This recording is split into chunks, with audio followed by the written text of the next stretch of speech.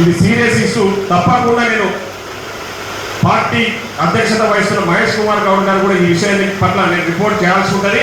రేపు పొద్దున భవిష్యత్తులో మీరు ఎవరైనా కాంగ్రెస్ పార్టీ తరఫున పోటీ చేయాలనుకున్న వ్యక్తులు, కాంగ్రెస్ పార్టీ తరఫున నిలబడాలనుకుంటున్న వ్యక్తులు, కౌన్సిలర్లుగా, ఎంపీటీసీలుగా, జెడ్పీటీసీలుగా, సర్పంచ్లుగా నిలబడాలనుకుంటున్న వ్యక్తులు ఇట్లా కాంగ్రెస్ పార్టీ నిర్వహిస్తున్న కార్యక్రమాలకు రాకుండా మేము ఇంట్లో కూర్చుంటే మాకు బీఫామ్ వస్తుంది అన్నది పగటికల్లు గంట ఉన్నారు. అట్లాంటివి జరగవు. ఎందుకంటే నేను డీసీసీ అధ్యక్షుడిగా ఇక్కడ నేనే బీఫామ్లు ఇచ్చేది కాబట్టి అవి దృష్టిలో ఉంచుకొని పార్టీ కార్యక్రమాల్లో ఎవరు పాల్గొనకుండా మేము ఇంట్లో ఉంటే మాకు బీఫామ్లు వస్తాయంటే మాత్రం అది జరగని పని అని చెప్పి ఈ సందర్భంగా తెలియజేస్తూ ఈరోజు రాని వాళ్లకు నేను ఒక హెచ్చరికగా జారీ చేస్తూ రేపు ఏ కార్యక్రమం పార్టీ పరంగా ఏ కార్యక్రమం తీసుకున్నా ఆ కార్యక్రమానికి హాజరయ్యే వ్యక్తుల వివరాలను ఈరోజు ఏఐసిసి పరిశీలన గమనిస్తూ ఉంది. ఇక్కడ ఉన్న ఈరోజు పాల్గొన్న నాయకులు ఎవరు, ఆ మీటింగ్ వచ్చిన వాళ్ళు ఎవరు అన్నది కూడా టోటల్ రిపోర్టు పిసిసి అధ్యక్షుడికి పోతుంది. అదేవిధంగా ఇన్ఛార్జ్ మీనాక్షి నటరాజన్ దగ్గర కూడా ఆ రిపోర్ట్ పోతుంది.